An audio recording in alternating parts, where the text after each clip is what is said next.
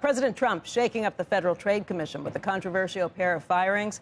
Eamon Javers joins us right now with more on this, and this is really kicking up a bit of a storm. Eamon. Yeah, absolutely, Becky. President Trump attempted to fire the two Democratic commissioners at the Federal Trade Commission late Tuesday, setting up a likely Supreme Court battle over whether he has the authority to do that at an independent federal agency. Any ruling by the conservative Supreme Court here could have sweeping implications for Trump's authority over a host of other agencies, including potentially the FCC and the SEC. The showdown went public Tuesday afternoon when Commissioners Alvaro Bedoya and Rebecca Kelly Slaughter released separate statements saying they'd been fired from the Consumer Protection Agency. Slaughter's statement said, in part, the administration clearly fears the accountability that opposition voices would provide if the president orders Chairman Ferguson to treat the most powerful corporations and their executives like those that flanked the president at his inauguration, with kid gloves. In his statement, Bedoya called Trump's action corruption, plain and simple, and said, "I'll see the president in court." But the new Republican chair of the FTC, Andrew Ferguson, released a statement of his own saying, "I have no doubts about his constitutional authority to remove commissioners, which is necessary to ensure democratic accountability for our government." Now, a Supreme Court ruling back in 1935 upheld a law that allows FTC commissioners to be fired only for good cause, such as neglecting their duties.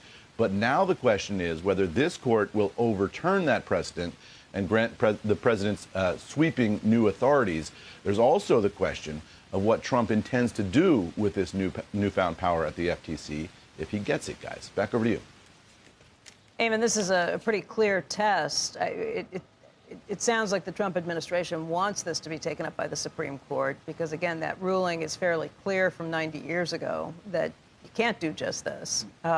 It will be settled, I would guess, by the Supreme Court in this. And if it turns out that he gets overruled on it, I think it's going to raise a lot of questions about things he's already done to this point. Yeah, and, courts are starting to push back on some of the things he's already done. A court reinstated a labor agency person that the president had fired earlier this year. So we'll see where this lands. But I think you're right. This is an administration that clearly is intending to test the absolute outer limits of presidential authority. They want to amass as much power as quickly as they can in these early days here. They clearly have a playbook for doing that. And this playbook includes going up to the Supreme Court with this precedent to see if they can get it overturned with this much more favorable court. This isn't the New Deal era anymore, right? So the question is then, what does the president want to do with this authority if he's able to get it, right? If he's able to control all of these independent agencies, remove all the Democrats from all these bipartisan commissions, what does that world look like? And then narrow it back down to the FTC. What's he trying to do there? We saw this debate.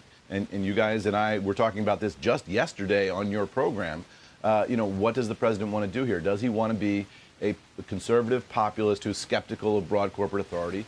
Or does he want to sweep in an era of massive corporate consolidation through the FTC in sort of a hands-off, laissez-faire way? We don't know the answer to that right now.